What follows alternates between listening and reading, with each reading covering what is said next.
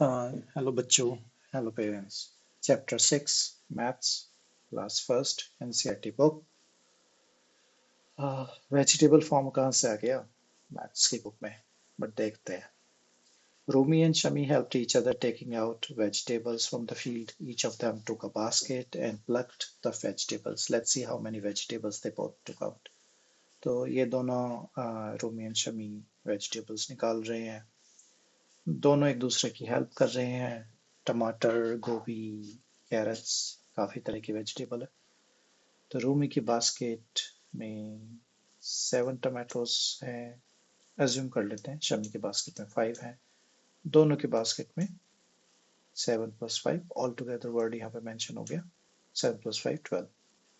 9 carrots, 1 basket, 4 carrots in another basket. 9 + 4 की बात आ गई. यहाँ पे हम ऑल टुगेदर वर्ड को मिस कर रहे हैं, बट अब एक्सपेक्टेशन ये है कि बच्चे समझ रहे हैं प्लस का साइन. सेम रेडिश के केस में 8 + 8, 8 रेडिश एक बकेट में, 8 रेडिश एक बकेट में.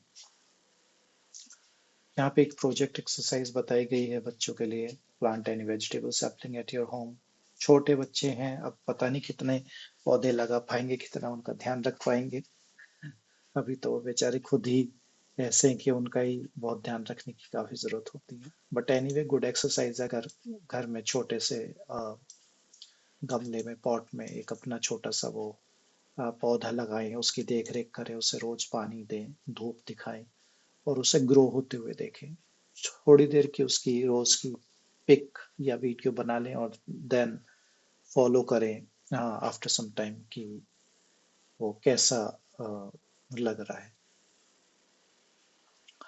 तो यहाँ पर एक वही बीड स्ट्रिंग वाली एक्सरसाइज है. I count 12 beads first and now I am counting 4 मोर.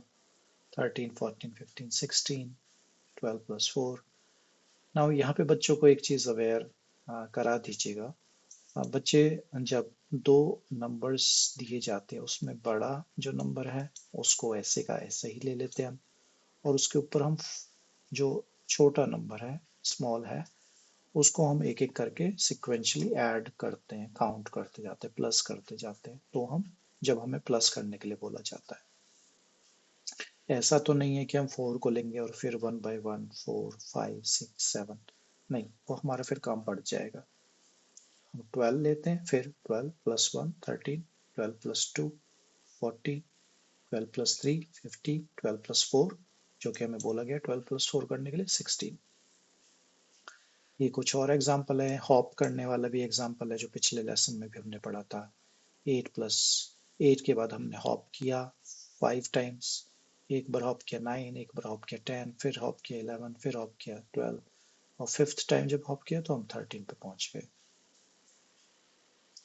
फिर ये थोड़ा एक वर्डिंग की फॉर्म में भी दिया गया है कि सपना के पास, सपना has 12 colored pencil, Gauri has 6 colored pencil. How many pencils do they have? Both, है ना. तो सपना की 12, गौरी की 6, तो 18. तो ये जो एडिशन का प्रोसेस है, इसके डिफरेंट स्ट्रेटजीज बच्चों को समझाएंगे, बच्चे समझें कि किस किस स्ट्रेटजी से किसी नंबर को ऐड किया जा सकता है. जो भी चीज उन्हें समझने में, विजुलाइज करने में हेल्प करे उन्हें बताइए. यहाँ पे जैसे 3 नंबर ऐड किए गए हैं, 12 + 2 + 6.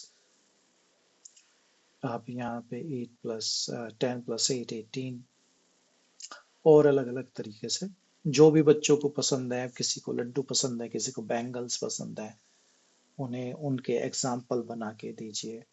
यहाँ पे पिकनिक पे बच्चे जा रहे हैं, 2-3 फ्रेंड्स हैं, 2-3 फ्रेंड्स अपने अपने घर से कुछ खाने का लेके आएंगे. उनकी खाने की शेप और लास्ट में टोटल कितना खाने का सामान लेके आए वो. अगेन हम यहाँ पे सब्सट्रैक्शन की बात करेंगे.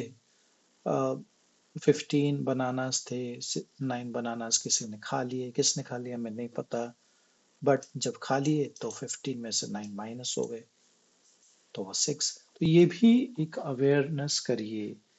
बस में 5 बच्चे थे, 2 गेट डाउन हो गए, तो उसका क्या रिमेनिंग असर पड़ेगा बाकी बच्चों के काउंट पर, राइट?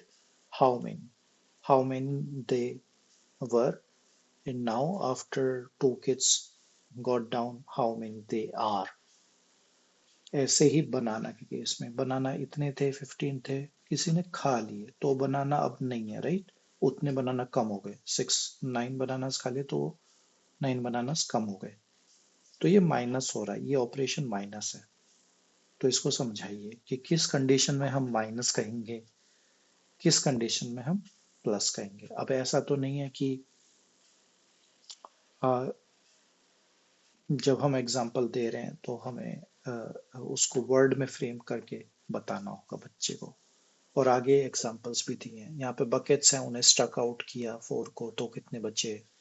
ये पहले हम ऐसे लाइन डाल डाल के सीखते थे ऐड करना। अब इसी लाइन को डाल के अगर हम स्ट्रक कर दे तो माइनस की तरह से भी हम यूज कर सकते हैं।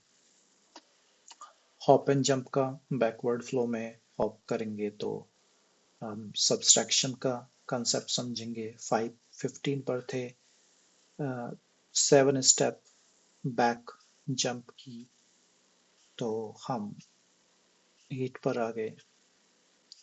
तो इसी तरीके से अब यहाँ पर दोनों ऑपरेशंस एक साथ लिख दिए गए हैं। 8 प्लस 7 भी 15 है, 17 - 2 भी 15 है। तो बच्चे समझ पाए कि एक नंबर तक पहुंचने के दो तरीके, दो क्या हो तो बहुत सारे तरीके हो सकते हैं, बट अगर हम एडिशन की बात करें, मतलब ऑपरेशन के हिसाब से बात करें, तो एक है जो पीछे से नंबर को लेके आ सकता है, छोटे नंबर्स को ऐड करके उस नंबर पे पहुंचा जा सकता है, और बड़े नंबर में से सब्सट्रैक्ट करके उस नंबर पर पहुंचा जा सकता है। तो बच्चों को दोनों ऑपरेशंस को देखने में आसानी होगी, ये चीज दिखाई गई है। यहाँ पे बड़े लेंथी वाले बच्चों के लिए थोड़े लेंथी वाले स्टेटमेंट्स दिए गए हैं, और उन स्टेटमेंट से बच्चों को क्वेश्चन सॉल्व करने के लिए बोला गया। और ये बहुत ही इम्पोर्टेंट कंसेप्ट होता है। कई बार बच्चे नहीं रीड कर पाते इतने लंबे सेंटेंस, उसका सेंस नहीं बना पाते, तो हमें बार बार उनकी ये प्रैक्टिस करानी है। ये पॉटर, एक जो दिया जलाते हैं हम, अभी दिवाली गई है, दिवाली पे सबने दिया जलाया होगा। तो एक पॉटर है जिसने 9 दिए बनाए थे, उसने 5 दिए बेच दिए, और 5 दिए बेचने के बाद उसने कहा अभी मेरे पास टाइम है, अभी और कोई लेने नहीं आया, तो मैं 7 दिए और बना लेता हूँ। तो 9 में से जब 5 बेचे थे तो 4 रह गए, क्योंकि माइनस हो गया। फिर जब 7 और बना लिए तो प्लस हो गया। तो 9 - 5 4, 4 + 7 11। ऐसे ही 6 चिल्ड्रन बैठे हुए हैं फर्स्ट स्टॉप पे बस में, सेकंड स्टॉप पे उस बस में 8 मोर। अब जहाँ पे हमने मोर कह दिया तो बच्चों को ये समझाना जरूरी है कि 6 8 more will become 6 and 8 more will become 14। और थर्ड बस स्टॉप पे 7 बच्चे उतर गए तो माइनस हो गया। तो 6 + 8 14, 14 - 7 7। तो बच्चों की प्रैक्टिस कराई जाए। यहाँ पे बड़े स्टेटमेंट्स हैं, अगर बच्चे यहाँ पर थोड़ा उन्हें लंबे सेंटेंसेस को, अभी मेरे ख्याल से तो फर्स्ट क्लास में उनको वर्ड पढ़ने में भी कई बार बड़ी दिक्कत आती है, तो ये तो पूरा सेंटेंस है विद मैथ के साथ।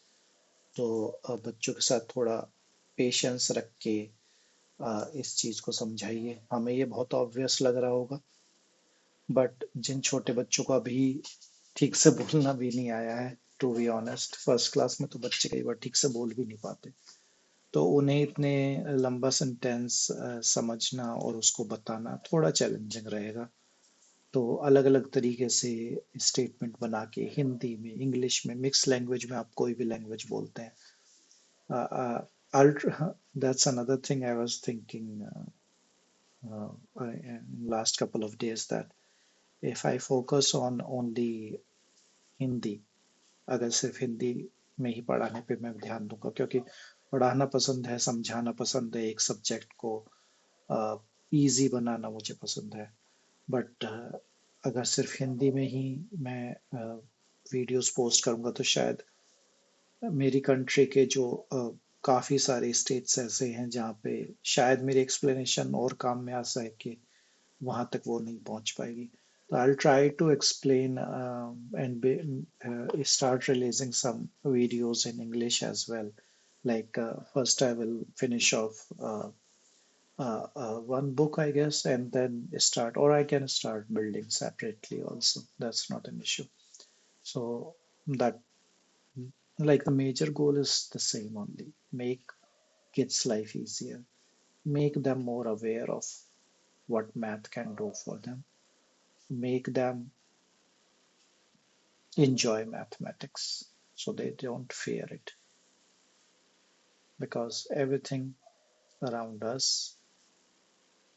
can be expressed in mathematical terms.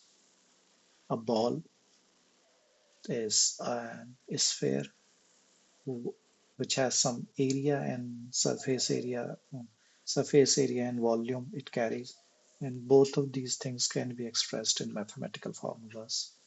So बच्चों को समझाना होगा कि हमारे पास जो भी चीज़ें हैं, जो भी चीज़ें हम देख रहे हैं, हम काफ़ी सारी चीज़ों में इस्तेमाल में ला सकते हैं. ये सब मैथ्स के थ्रू करना बहुत अच्छा है, क्योंकि मैथ्स में हम क्वांटिफाई कर सकते हैं चीज़ों को. हमें पता है कि वो जैसी हैं वैसी ही एक्सप्रेस हो रही हैं. और डे टू डे लाइफ में बाहर निकल के मैथ्स का बहुत यूज़ है, ऑलमोस्ट हर डोमेन में यूज़ है.